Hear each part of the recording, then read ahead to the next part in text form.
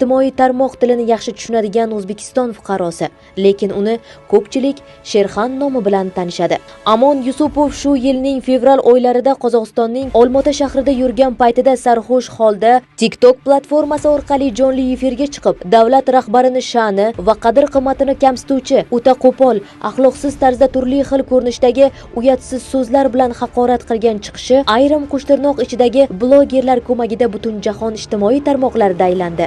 Mazkur video jamiyatda qattiq rezonans hodisani paydo qilib, vatandoshlarimizning haqli e'tiroziga sabab bo'ldi. Sherxon hamma vaqt to'g'risini gapiradi. O'zi chiqib qilib turibman.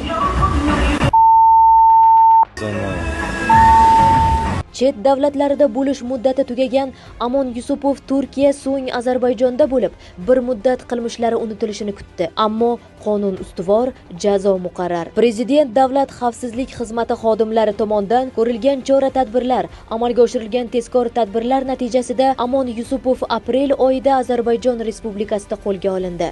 Men Yusuf Amonbek 1982-yil 28-aprelda Qashqadaryo viloyati Kitob tumanida tug'ilganman. Hozirda chet ellarda Rossiya, Turkiya, Ozarbayjon, Qozog'istonlarda mehnat qilaman. 2025-yil Sherxon nomli TikTok profilimda yurtboshimizni haqorat qilganman. Yurtboshimizdan, xalqimizdan, hammadan uzr so'rayman. Qilgan ishimdan qattiq pushaymonman. Men bilmagan holatda bu gaplarni gapirib qo'yganman. Qaytib hech qachon bu gapni gapirmayman. Iltimos meni kechirishlaringizni hammadan so'rayman. Eng achinarlisi, O'zbekistonda yashagan vaqtlari ham o'g'irlik, bezorilik kabi jinoyatlarni sodir etgan va kechirimli hukumat insonparvarlik tamoyili asosida uni axloq tuzatish bilangina jazolagan edi. Qilmishidan to'g'ri xulosa chiqarish o'rniga nonko'rlarcha o'z davlati imijini oyoq osti qilgan Amon Yusupov O'zbekiston Respublikasi Jinoyat kodeksining 158-moddasi 3-qismi bilan aybli deb topilib, sud hukmiga ko'ra 4 yil muddatga ozodlikdan mahrum qilish jazosi bilan jazolandi.